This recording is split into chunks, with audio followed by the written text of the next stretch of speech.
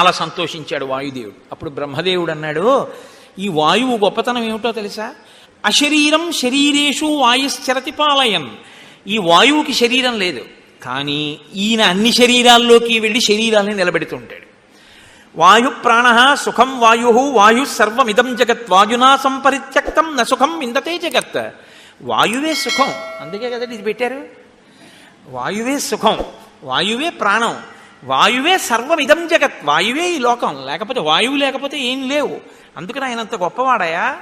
కాబట్టి ఈ పిల్లవాడు రాబోయే కాలంలో రామచంద్రమూర్తికి సాయం చేసి కొన్ని కోట్ల మందికి ఆర్తత్రాణపరాయణుడై నేనున్నాను అని నిలబడగలిగినటువంటి గొప్ప స్వరూపంగా మారుతాడు.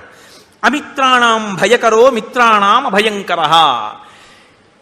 ఎవరెవరు ఈశ్వర ద్వేషులుంటారో వాళ్ళ పాలిట ఈయన భయంకరుడు.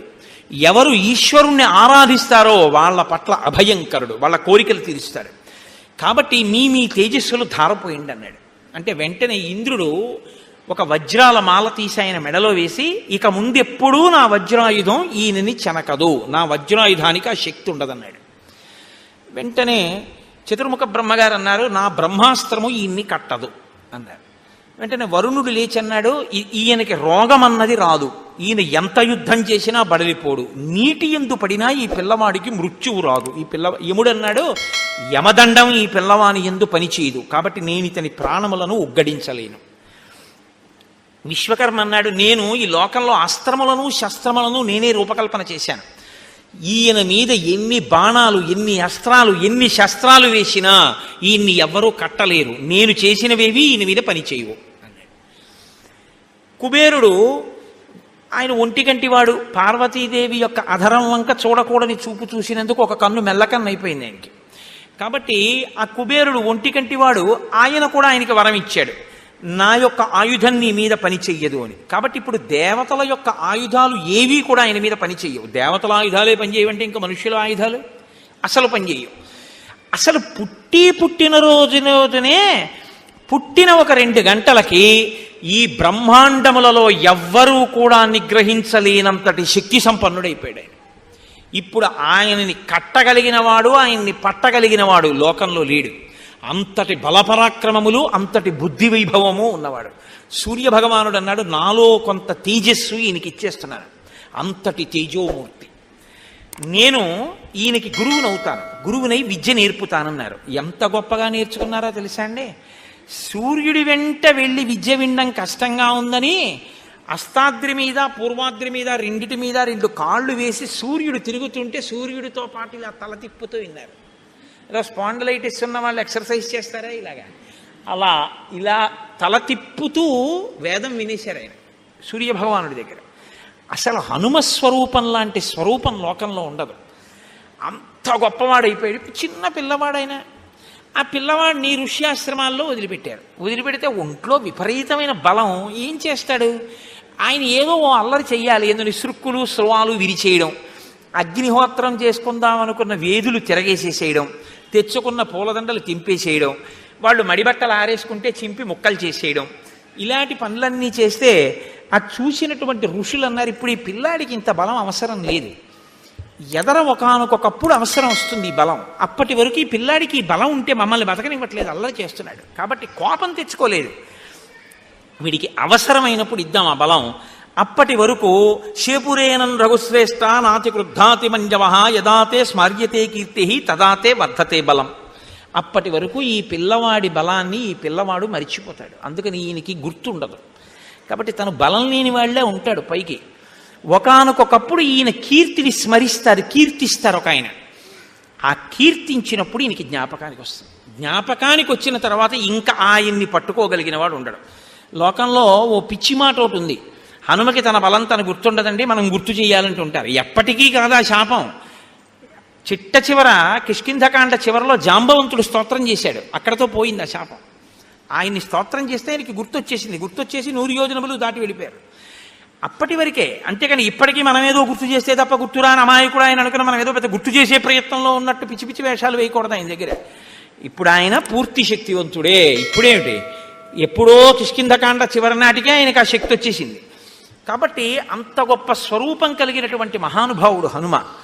కాబట్టి ఇప్పుడు సుగ్రీవుడు అన్నాడు, దీర్ఘబాహు విశాలాక్షౌ శరచాపాసిధారిణౌ కస్యన స్యాద్ భయం దృష్ట్వా ఏతే సురసతోమపౌ. వీళ్ళని చూస్తే దేవతల్లా ఉన్నారు. అసలు ఆ చేతులు చూసావా, ఎంతంత పొడుగైన చేతిలో, ఆజానబాహుం అరవింద దళాయతాక్షం. ఆ మూర్తిని చూసావా, ఎంతంత పొడుగున్నారో ఒక్కొక్కళ్ళు. ఆ చేతుల్లో ధనస్సు చూసావా, వాళ్ళు పట్టుకున్నటువంటి ఆ తూణీరములలో ఏదో ఆ కోరలతో బుసలు కొడుతున్న పాముల్లో ఉన్నాయి ఆ బాణాలు. అటువంటి వాళ్ళని చూస్తే ఏతౌ సురసతోపమవు. అటువంటి వాళ్ళని చూస్తే ఎవరికి భయమేదయ్యా? అందుకని భయం వేస్తోంది. వాలి ప్రాణి హితావేతౌ శంకేహం పురుషోత్తమౌ రాజానో బహుమిత్రాశ్చ విశ్వాసో నాత్రహిక్షమః. రాజుకి అనేక మంది మిత్రులు ఉంటారు. ఎవరితో మిత్రత్వం చేస్తున్నాడో మనకి తెలియదు. వాలి ఎవరితో మిత్రత్వం చేసి ఈ వీరుల్ని తీసుకొచ్చాడో, తాను ఋష్యమూకం మీదకి వెళ్ళకూడదు కానీ నన్ను వధించగలిగినటువంటి బలవంతుల్ని తీసుకొచ్చుంటాడు. అందుకే అంత బలంగా ఉన్నారు వాళ్ళిద్దరు. నా కోసమే వెతుకుతున్నారు. వాళ్ళిద్దరు ఇప్పుడు ఇక్కడికి వచ్చేస్తారు, వెతికి వచ్చేసి నన్ను చంపేస్తారు. అందుకే నాకు భయం అన్నాడు. ఓ నిర్ణయానికి వచ్చేసాడు శంకతోటి. కృత్యేషు వాలీ మేధావి రాజానో బహుదర్శనా భవంతి పరహంతార తే జ్ఞేయా ప్రకృతైర్నరై. చాలా మేధావి వాలి, ఏ సామాన్యుడు కాడు. కాబట్టే ఇంత ప్రణాళిక రచించాడు. అటువంటి రాజుల విషయంలో సామాన్యులు భయంగా ఉండద్దు. ఇప్పటికే నా రాజ్యం అపహరించాడు, నా భార్యను అపహరించాడు, ఇప్పుడు నా ప్రాణములను అపహరించడానికి ప్రయత్నిస్తున్నాడు అని హనుమవంక చూసి అన్నారు. అంటే మంత్రి మీద ఉన్న నమ్మకం.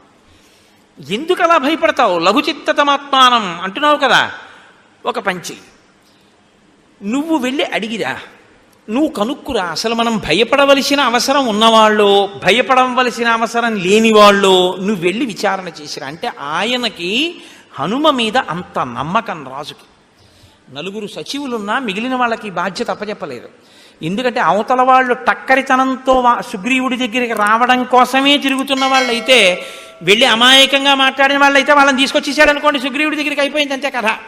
కాబట్టి వాళ్ళ హృదయమిరింగిన వాడై ఉండాలి. ఒకవేళ వాళ్ళ వల్ల ఉపయోగం ఉందంటే తీసుకురావాలి, అక్కర్లేదనుకుంటే నిశ్శబ్దంగా వచ్చేసి రాజుకి హెచ్చరిక చేసి రాజుని తప్పించగలిగినటువంటి ప్రజ్ఞ కలిగిన వాడై ఉండాలి. కాబట్టి ఇప్పుడు హనుమతో అంటున్నారు, తౌ త్వయా ప్రకృతేనైవ గత్వా జ్ఞేయౌ ప్లవంగమ ఇంగితానం ప్రకారైశ్చ రూపవ్యాభాషణేన చ. మనసులో ఉన్న భావములు శరీరముల యొక్క కదలికల వలన చేష్టితములుగా ప్రకటనమైనప్పుడు కనిపెట్టగలిగినటువంటి సమర్థత ప్రకాశించగలిగిన వాడు రాజు అన్నావు కదా హనుమ. నువ్వు వెళ్ళి వాళ్ళ యొక్క ఇంగితము, వాళ్ళ చేష్టితము, వాళ్ళ మనస్సు, వాళ్ళ హృదయము బాగా కనిపెట్టు.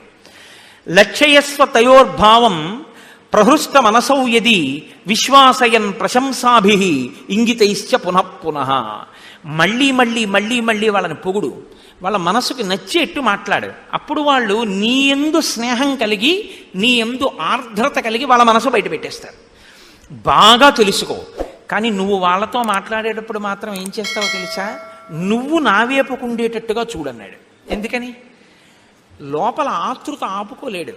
అందుకని చూస్తూ ఉంటాడు, ఇలా ఏం మాట్లాడుకుంటున్నారు ఇద్దరు, గబుక్కుని వచ్చేస్తాడా అని చూస్తూ ఉంటాడు. ఇప్పుడు రామలక్ష్మణులు తన వైపుకుండేటట్టు హనుమ తనకి పృష్ఠభాగం కనపడేటట్టు నించుని మాట్లాడుకుంటున్నారు అనుకోండి, తను ఇలా తొంగి చూశాడు అనుకోండి, రామలక్ష్మణులు చూస్తారు తన్ని. అందుకని నువ్వు నా వైపు చూడు అంటే ఏమవుతుంది, ఇప్పుడు ఆయన తనకి కనపడుతూ ఉంటారు. తను చెప్పినట్టే మాట్లాడుతున్నారో లేదో, తనకి నమ్మకం కలిగేటట్టుగా అక్కడ హనుమ ప్రవర్తిస్తున్నారో లేదో తను చూసుకుంటూ ఉంటారనమాట.